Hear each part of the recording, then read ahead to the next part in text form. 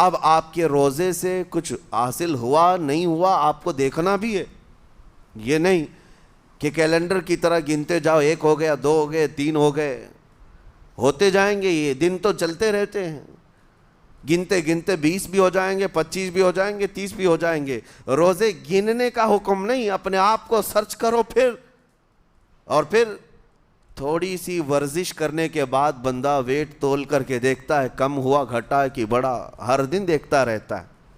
ہاں، ورزش کرنے کے بعد پھر ناپ کر کے دیکھتا ہے میرے جسم کا وزن کتنا گھٹا کتنا بڑا۔ ویٹ گین کرنے والے ویٹ لاس کرنے والے دونوں بھی برابر چیک کرتے رہتے ہیں۔ روزہ رکھنے کے بعد تمہیں خود کو بھی چیک کرنا چاہیے کہ میرے اندر اب تبدیلی آئی یا نہیں آئی۔ ایک روزہ رکھا اور پھر رات کو تراویح میں کھڑا ہوا، میرے اندر بدلاؤ کتنا ہے؟ کیا اب اللہ کی آیات قرآن کی سنتا ہوں، میرے آنکھوں سے آنسو آ جاتے ہیں؟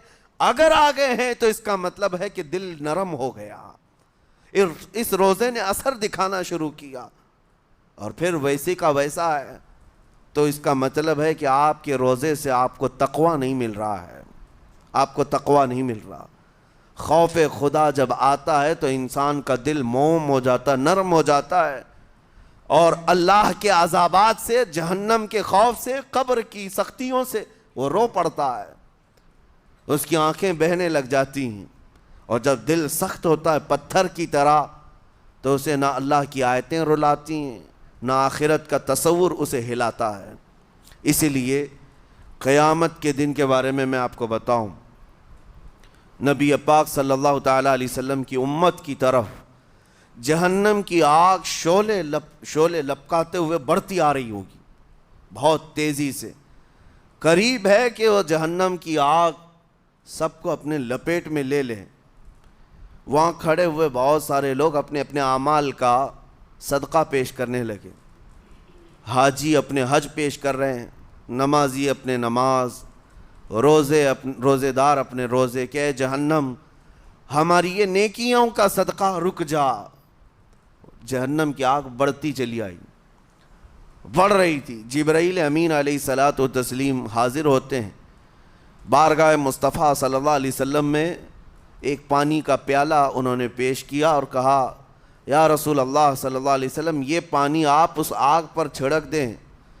نبی پاک صلی اللہ تعالیٰ علیہ وسلم نے وہ پانی اس آگ کی طرف پھینکا تو آگ دور چلی گئی، جو جہنم کی آگ اچانک بجھ گئی، کافی دور چلی گئی، جو امت کی طرف لپک رہی تھی۔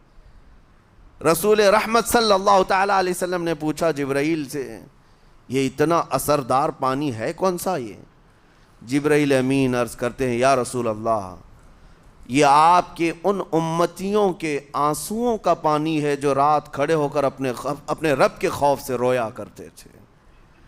وہ اللہ کے خوف سے تھر تھراتے تھے، ڈر کر کے ان کے آنکھوں سے جو آنسو آتے، جبرائیل امین کہتے ہیں میں نے وہ آنسو جمع کر رکھے تھے اور وہ آج میں نے آپ کے سامنے پیش کیا۔ ایک آنسو کا قطرہ جہنم کی آگ بجھانے کے لیے کافی ہے۔ موتی سمجھ کے شان کریمی نے چن لیے قطرے جو گرے تھے عرق انفعال کے۔ عزیزان گرام وقار، یہی وہ تقویٰ ہے، یہی وہ خوف خدا ہے جس کے متعلق اللہ قرآن میں فرماتا ہے لعلکم تتقون، تاکہ تمہیں تقویٰ مل جائے، اسی لیے روزے رکھے گئے ہیں، روزے فرض کیے گئے ہیں۔ تمہارا دل اگر سخت کا سخت ہی رہ گیا تو روزے اثر نہیں کر رہے ہیں، روزے اثر نہیں کر رہے۔ اور ظاہر سی بات ہے کاموں میں برکت نیت سے ہوتی ہے، کسی بھی عمل میں برکت اچھی نیت سے ہوتی ہے۔ اگر کوئی روزہ اس لیے رکھ رہا ہے، جیسے بہت سارے فائدے گنائے جاتے ہیں نا، روزہ رکھنے سے کینسر نہیں ہوتا، روزہ رکھنے سے جسم کے فاسد مادے ختم ہو جاتے ہیں، نکل جاتے ہیں، ڈاکٹرز بھی مشورہ دیتے ہیں مہینے میں 1 مرتبہ، ہفتے میں 1 مرتبہ باڈی کو فری چھوڑنا چاہیے۔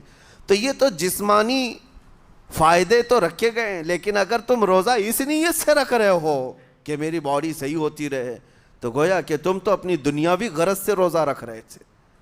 یہ فائدے تو ملنا ہی ملنا ہے، یہ فائدے یوں بھی ملیں گے اللہ تعالیٰ کی طرف سے آپ کو، لیکن نیت وہ نہیں۔ روزہ رکھنے کی نیت یہ ہو کہ میرا رب مجھ سے راضی ہو جائے، اور مجھے رب تبارک و تعالیٰ کا خوف اور تقوی حاصل ہو جائے.